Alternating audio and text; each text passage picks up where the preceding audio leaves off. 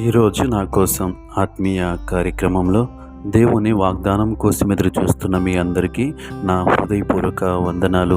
అందరూ బాగున్నారు కదా?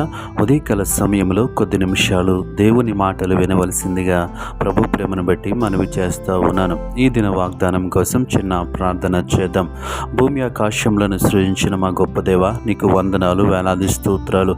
ఈ ఉదయకాల సమయంలో నీ మాటలు మేము ధ్యానించుచుండగా మా బ్రతుకులకు అవసరమైనటువంటి వాక్యము ద్వారా మాతో మాట్లాడమని యేసునామములో అడుగుచున్నాము తండ్రి, ఆమేన్.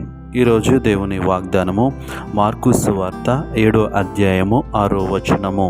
మార్కు సువార్త 7వ అధ్యాయము 6వ వచనము.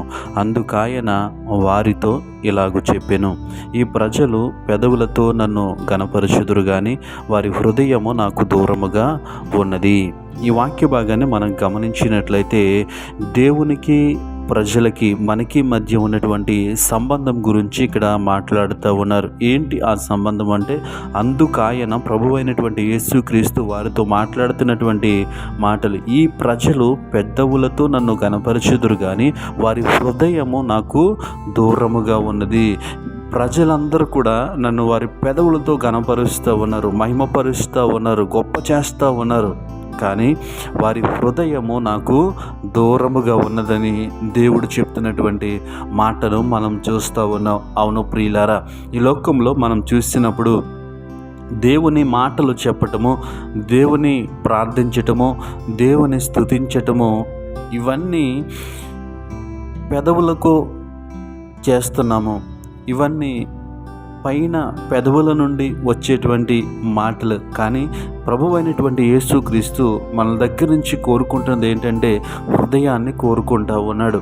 దేవుడు ఇక్కడ బాధపడుతూ ఉన్నాడు. ఏంటి అంటే, వారి హృదయము నాకు దూరముగా ఉన్నది.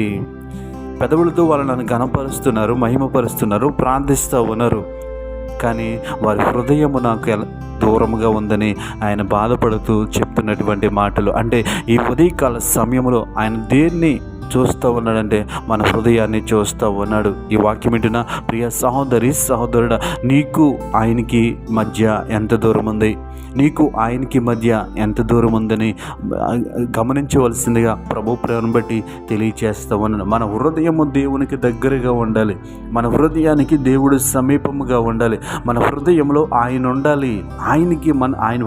మన హృదయానికి ఆయనకి మధ్య దూరము తక్కువగా ఉండాలి. దేవుడు బాధపడుతూ ఉన్నాడు, వారి హృదయము నాకు దూరముగా ఉన్నది.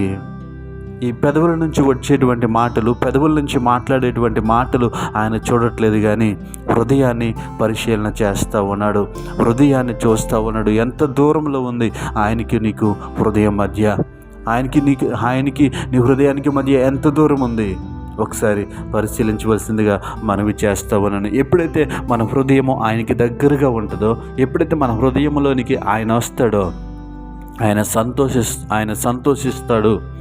అంత మాత్రమే కాదు, ఆయన మన హృదయంలో ఉండటం వల్ల, ఆయన మనకి సమీపంగా ఉండటం వల్ల మనము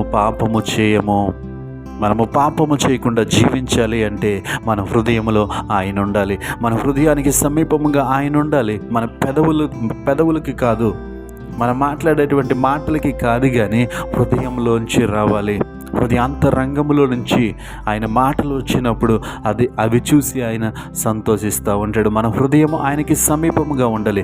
ఎప్పుడైతే మన హృదయము ఆయనకి సమీపముగా ఉందో ఆయన సంతోషించే దేవుడు, ఆయన మనల్ని గణపరిచే దేవుడు, ఆయన హృదయాంతరంగాల్ని పరిశీలించే దేవుడు.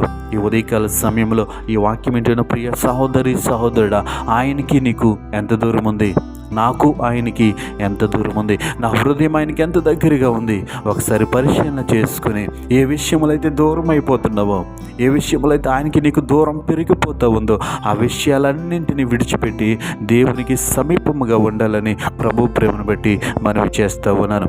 పరిశుద్ధ ప్రేమగల తండ్రి, గొప్ప దేవానికి వందనాలు. ఈ ఉదయకాల సమయంలో నీకు మాకు మధ్య ఉన్నటువంటి దూరం గురించి మాతో మాట్లాడావు. అవును ప్రభా, ఈ లోకంలో మేము జీవిస్తూ ఉన్నప్పుడు ఏవైతే మీకు మాకు మధ్య దూరాన్ని పెంచుతూ ఉన్నాయో ఆ విషయములన్నింటి నుంచి తీసివేసి, ఆ విషయములన్నింటి నుంచి మాలో నుంచి తొలగించి నీకు సమీపంగా ఉండటానికి నీ కృప చూపించమని యేసు నామములో అడిగి వేడుకుంటున్నాం పరమ తండ్రి, ఆమేన్.